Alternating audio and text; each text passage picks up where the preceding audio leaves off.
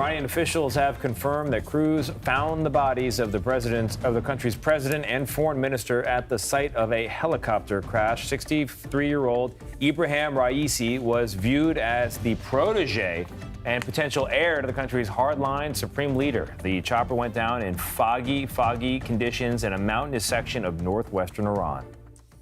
We are going to bring in Eric Loeb. He's an associate professor in the Department of Politics and International Relations at FIU, that's Florida International University, and a non-resident scholar with the Middle East Institute's Iran program. It's so great to have you, Eric. So what are you hearing about how people in Iran are reacting to President Raisi's death? Well, not surprisingly, people are reacting in the way that Raisi himself was just a polarizing figure. So regime supporters are mourning today the death of the president and top officials that were in the helicopter with him.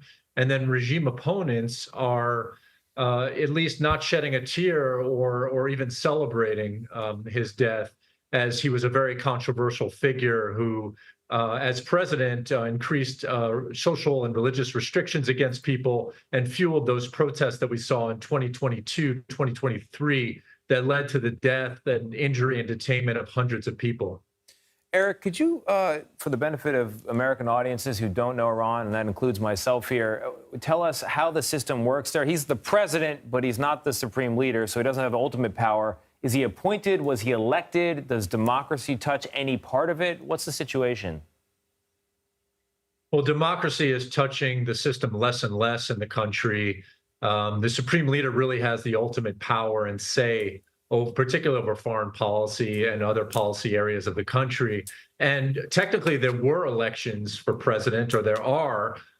In the case of Raisi, many candidates through this body called the Guardian Council, which is overseen by the supreme leader, vetted candidates and disqualified many candidates, particularly reformists and moderates, heading into the 2021 presidential election. And as a result of that, we actually saw the lowest voter turnouts in the history of the Islamic Republic when he was elected president, below 50%, which is also carried over to this year's parliamentary elections. And Eric, we understand that Raisi had the potential to become the supreme leader. He was certainly a hardliner.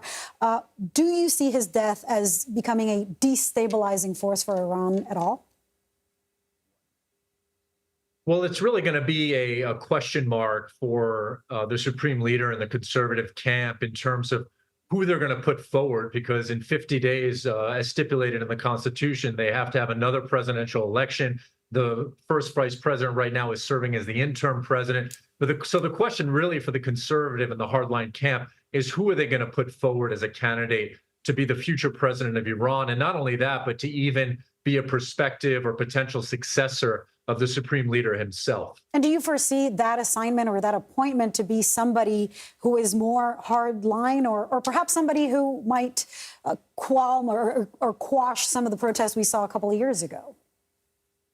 That's really going to be an open question in terms of are they going to continue to double down on these hardline conservative policies in terms of rigging or manipulating elections, continuing to impose religious and social restrictions on people, or if they will see an opportunity here, as you suggested, where they could dial back some of these tensions and bring some Iranians back into the fold for this country moving forward. Yeah. A lot of Iranians still wish it were 1979, pre-revolution. Eric Loeb, a professor at Florida International University. Eric, thank you very much.